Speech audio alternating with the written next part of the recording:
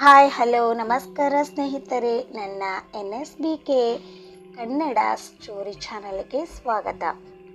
ಒಮ್ಮೆ ದೊಲ್ಕಾಪುರ ಕಾಡಿನಲ್ಲಿ ಕೋಗಿಲೆಯನ್ನು ತುಂಬ ಮಧುರವಾದ ಹಾಡನ್ನು ಹಾಡ್ತಾ ಇತ್ತು. ನಾನು ಕೋಗಿಲೆ, ನಾನು ಸುಂದರವಾದ ಮಧುರವಾದ ಹಾಡನ್ನು ಹಾಡುತ್ತೇನೆ. ನೀವೆಲ್ಲರೂ ಬಂದು ಆಲಿಸಿ, ಬನ್ನಿ. ಅವರ ಧ್ವನಿ ದೂರದವರೆಗೆ ಕೇಳಿಸುತ್ತಾ ಇತ್ತು. ಅಷ್ಟರಲ್ಲಿ ಒಬ್ಬ ಮಾಂತ್ರಿಕ ಬಂದ. ಅವಳಿಗೆ, ವಾಹ್ ಕೋಗಿಲೆ, ನಿನ್ನ ಧ್ವನಿ ತುಂಬಾ ಮಧುರವಾಗಿದೆ. ಅದು ಶುದ್ಧ ಚಿನ್ನ ಹೌದು ಎಂದು ಹೇಳುತ್ತಾನೆ.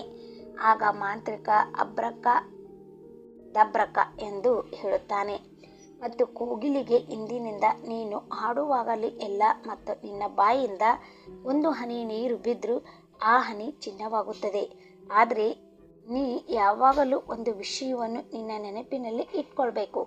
ನಿಮಗೆ ಯಾವುದೇ ರೀತಿಯ ಹಾನಿ ಮಾಡಬಹುದಾದ ಜನರು ನಿನ್ನ ಮುಂದೆ ಬಂದರೆ ಎಂದಿಗೂ ಹಾಡಬೇಡ. ಹೀಗೆ ಹೇಳಿದ ನಂತರ ಮಾಂತ್ರಿಕ ಅಲ್ಲಿಂದ ಹೊರಟು ಹೋಗ್ತಾನೆ. ಅಷ್ಟರಲ್ಲಿ ಕೋಗಿಲೆ ಮತ್ತೆ ಹಾಡಲು ಪ್ರಾರಂಭಿಸುತ್ತದೆ. ಅಷ್ಟರಲ್ಲಿ ಚಂಪಾನರಿ ಬಂದು ಕೋಗಿಲೆಯ ಹಾಡನ್ನು ಕೇಳಲು ಪ್ರಾರಂಭಿಸುತ್ತದೆ. ಅದು ಹಾಡುತ್ತಿದ್ದಂತೆ ಕೋಗಿಲೆಯು ಬಾಯಿಂದ ನೀರು ಬೀಳುತ್ತದೆ. ಅದು ಬೀಳುತ್ತಿದ್ದಂತೆ ಒಂದು ಚಿನ್ನವಾಗುತ್ತದೆ. ಚಂಪಾನರಿ ತನ್ನ ಮುಂದೆ ಚಿನ್ನವನ್ನು ನೋಡಿ ಸಂತೋಷಪಟ್ಟು ಅದನ್ನು ಬೇಗನೆ ಎತ್ತಿಕೊಂಡು ನಂತರ ತನ್ನ ಮನೆಗೆ ಬಹಳ ಯೋಗವಾಗಿ ಓಡುತ್ತಲೇ ಅಷ್ಟರಲ್ಲಿ ಕೋಗಿಲೆ ಹಾಡುವುದನ್ನು ಮುಂದುವರಿಸುತ್ತದೆ. ಅಷ್ಟರಲ್ಲಿ ಬೇಟೆಗಾರನೊಬ್ಬನು ಬರುತ್ತಾನೆ. ಬೇಟೆಗಾರನು ಮರದ ಕೆಳಗೆ ಕುಳಿತು ಕೋಗಿಲೆ ಹಾಡನ್ನು ಕೇಳುತ್ತಾನೆ. ಕೋಗಿಲೆ ಹಾಡುವುದನ್ನು ಮುಂದುವರಿಸುತ್ತಾ ಇರುವಾಗ ನೀರು ಮತ್ತೆ ಅದರ ಬಾಯಿಂದ ಬೀಳುತ್ತದೆ. ಅದು ನೆಲವನ್ನು ತಲುಪಿದ ತಕ್ಷಣ ಅವನ ಬಾಯಲ್ಲಿರುವ ನೀರು ಚಿನ್ನವಾಗುತ್ತದೆ. ಬೇಟೆಗಾರನ ತನ್ನ ಮುಂದೆ ಚಿನ್ನವನ್ನು ನೋಡಿ ಸಂತೋಷ ಪಡುತ್ತಾನೆ. ಅವನು ಅದನ್ನು ಬೇಗ ಎತ್ತಿಕೊಳ್ಳುತ್ತಾನೆ. ನಂತರ ಬೇಟೆಗಾರನು ಮೇಲಿನಿಂದ ಬೀಳುವ ಮತ್ತೊಂದು ಹನಿ ನೀರನ್ನು ನೋಡುತ್ತಾನೆ. ಅದು ಚಿನ್ನವಾಗುತ್ತದೆ. ಬೇಟೆಗಾರ ಸಂತೋಷ ಪಡುತ್ತಾನೆ ಮತ್ತು ಅದನ್ನು ತನ್ನೊಂದಿಗೆ ತೆಗೆದುಕೊಂಡು ಹೋಗುತ್ತಾನೆ. ಆಗ ಮಾಡುವಾಗ ಅನೇಕ ಹನಿಗಳು ಮೇಲಿಂದ ಬೀಳುತ್ತೋ ಚಿನ್ನವಾಗುತ್ತದೆಯಲ್ಲ ಎಂದು ಬೇಟೆಗಾರ ತನ್ನಷ್ಟಕ್ಕೆ ತಾನೇ ಆಕಾಶದ ಚಿನ್ನದ ಮಳೆ ಸುರಿಸುತ್ತಿರಬಹುದು ಎಂದು ಭಾವಿಸುತ್ತಾನೆ ಮತ್ತು ಆ ಆಲೋಚನೆಯೊಂದಿಗೆ ಅವನು ಒಂದಾದಿಗೆ ಚಿನ್ನವನ್ನು ಎತ್ತಿಕೊಳ್ಳುತ್ತಾ ನಂತರ ಬೇಟೆಗಾರನ ಕಣ್ಣುಗಳನ್ನು ಹಾಡುವ ಕೋಗಿಲೆಯ ಮೇಲೆ ಬೀಳುತ್ತದೆ. ಆ ಚಿನ್ನದ ನೀರು ಅದರ ಬಾಯಿಂದ ಬರುವುದನ್ನು ಅವನು ನೋಡುತ್ತಾನೆ. ಅದನ್ನು ತಕ್ಷಣ ಕೋಗಿಲೆಯನ್ನು ಹಿಡಿಯಲು ನಿರ್ಧರಿಸುತ್ತಾನೆ, ಏಕೆಂದರೆ ಅದನ್ನು ಹಿಡಿಯುವ ಮೂಲಕ ಅವನು ತುಂಬಾ ಶ್ರೀಮಂತನಾಗುತ್ತಾನೆ. ಏತ ನೈವೇದ್ಯ ಕೋಗಿಲೆ ತನ್ನ ಹಾಡಿನಲ್ಲಿ ಎಷ್ಟು ಮಗ್ನವಾಗಿದೆ ಎಂದರೆ ಅದು ಅದರ ಸುತ್ತಲೇ ಯಾರಿದ್ದಾರೆ ಎಂದು ಗಮನಿಸುವುದಿಲ್ಲ. ನಂತರ ಬೇಟೆಗಾರವು ನಿಧಾನವಾಗಿ ತನ್ನ ಬಲೆಯನ್ನು ಬೀಸಿ ಕೋಗಿಲೆಯನ್ನು ಹಿಡಿಯುತ್ತಾನೆ. ಬಲೆಗೆ ಸಿಕ್ಕಿಬಿದ್ದ ಕೋಗಿಲೆ ಉದ್ಘರಿಸುತ್ತಾಳೆ, ಓಹೋ, ನಾನು ಏನು ಮಾಡಿದೆ? ಮಾಂತ್ರಿಕನು ನನ್ನ ಸುತ್ತಲಿನ ಜನರಿದ್ದರಿಂದ ದೂರವಿರಿ ಎಂದು ಹೇಳಿದ್ನು. ಈಗೇನು ನನ್ನ ಅಜಾಗೃತೆಯಿಂದ ನಾನು ಏನು ಮಾಡಿದ್ದೇನೆಂದು ನೋಡು, ನಾನು ಬಲೆಗೆ ಸಿಲುಕಿದ್ದೇನೆ.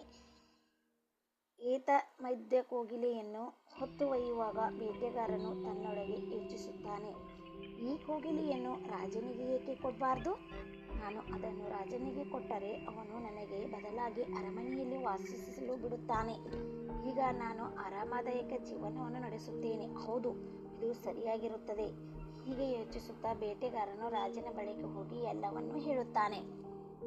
ರಾಜನು ಕೋಗಿಲೆಯನ್ನು ತೆಗೆದುಕೊಂಡು ಬೇಟೆಗಾರನು ತನ್ನ ಅರಮನೆಗೆ ವಾಪಸಿಸಲು ಬಿಡಲು ಒಪ್ಪುತ್ತಾನೆ. ಅಷ್ಟರಲ್ಲಿಯೇ ರಾಜನ ಮಂತ್ರಿ ಬಂದು, ಮಹಾರಾಜರೇ, ಈ ಬೇಟೆಗಾರ ಸುಳ್ಳು ಹೇಳುತ್ತಿದ್ದಾನೆ.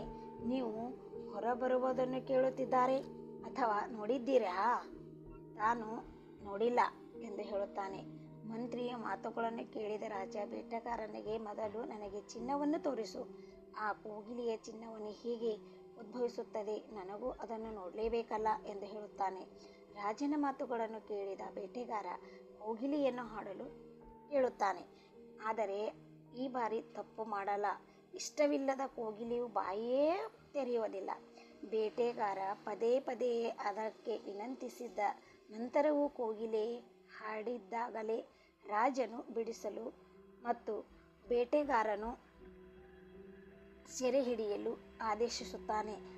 ಅದು ಬಲಿಯಿಂದ ಹೊರಬಂದ ತಕ್ಷಣ ಕೋಗಿಲೆ ಹಾಡಲು ಪ್ರಾರಂಭಿಸುತ್ತದೆ. ಕುಹು ಕುಹು ನಾ ಕುಹು ಕುಹು ಕೋಗಿಲೆ ನಾ, ಒಂದು ಮಧುರವಾದ ಸುಂದರವಾದನ್ನು ಹಾಡುತ್ತೇನೆ ಅದನ್ನು ಕೇಳುತ್ತಾ ನೀವೆಲ್ಲರೂ ನನ್ನ ಬಳಿಗೆ ಬನ್ನಿ. ನಂತರ ಅದರ ಬಾಯಿಂದ ಮತ್ತೆ ನೀರು ಬೀಳುತ್ತದೆ. ಅದು ನೀರು ಬಿದ್ದಿದ್ದು ಚಿನ್ನವಾಗುತ್ತದೆ. ರಾಜನು ಇದನ್ನು ಸುಮ್ಮನೆ ನೋಡುತ್ತಾನೆ ಮತ್ತು ಕೋಗಿಲೆಯನ್ನು ಹಿಡಿಯಲು ತನ್ನ ಸೈನಿಕರಿಗೆ ಆದೇಶಿಸುತ್ತಾನೆ. ಆದರೆ ಈ ಬಾರಿ ಕುಹು ಕುಹು ಕೋಗಿಲೆ ಮೊದಲಿನಂತೆ ಅದೇ ತಪ್ಪು ಮಾಡುವುದಿಲ್ಲ. ಮತ್ತೆ ನೇರವಾಗಿ ತೊಲ್ಕಾಪುರಕ್ಕೆ ವಾಪಸ್ ಹೊರಟು ಹೋಗುತ್ತದೆ.